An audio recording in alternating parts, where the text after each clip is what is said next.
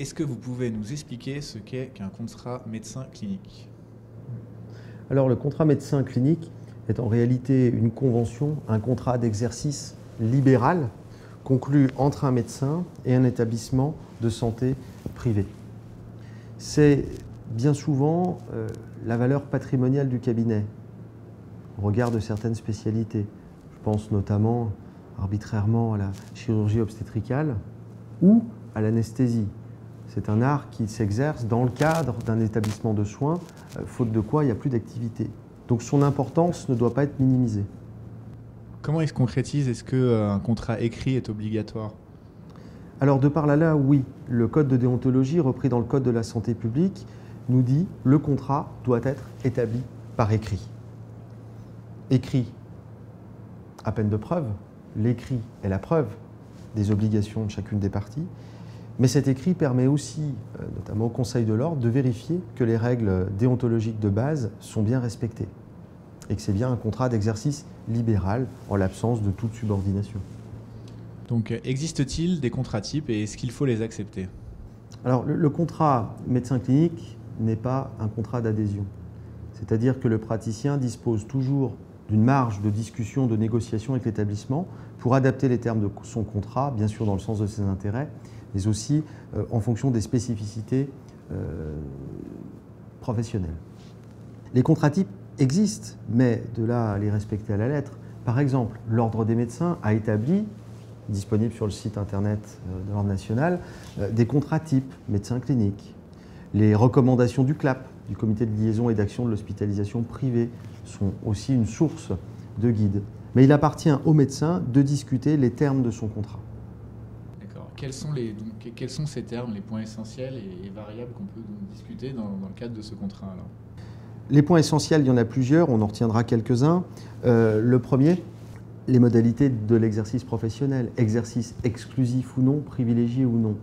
Jusqu'à une époque récente, nombre de contrats contenaient une clause dite d'exclusivité, au terme de laquelle, par exemple, la clinique s'interdisait de faire appel à un praticien de même spécialité que le médecin sans son accord.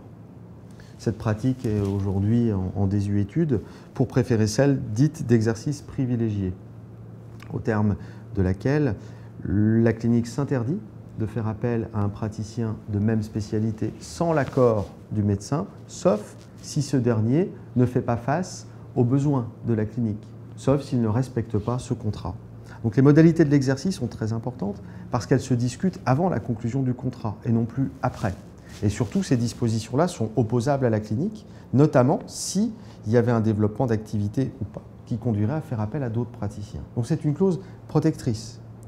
Ensuite, il faut être très clair sur les obligations qui pèsent sur la clinique, notamment en termes de permanence des soins, comment l'assurer, cette permanence des soins, sur le personnel mis à disposition.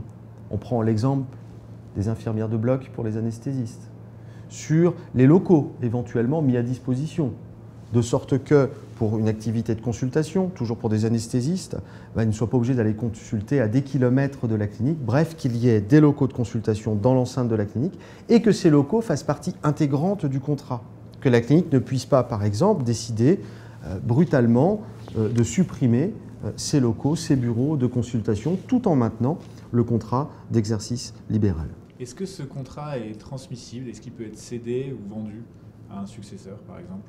Alors c'est ce qui fera toute sa valeur, dans la mesure où le contrat clinique, c'est précisément ce qui permet au praticien de travailler dans la clinique, donc de générer une forme d'activité, de générer son activité. Tout dépend des stipulations du contrat. En droit français, un contrat n'est pas automatiquement transmissible. Pas forcément. Il conviendra d'être très clair lors de la conclusion du contrat sur les modalités de sa cession à un successeur. L'exemple d'un anesthésiste qui s'arrête, qui a un contrat, comme on dit dans le jargon, en or, s'il ne peut pas le céder, il n'a pas de valeur. Donc, dès le départ, la clinique et le praticien s'entendront sur les modalités de la cession, sur, par exemple, à titre de garde-fou, les qualités professionnelles que doit remplir le successeur.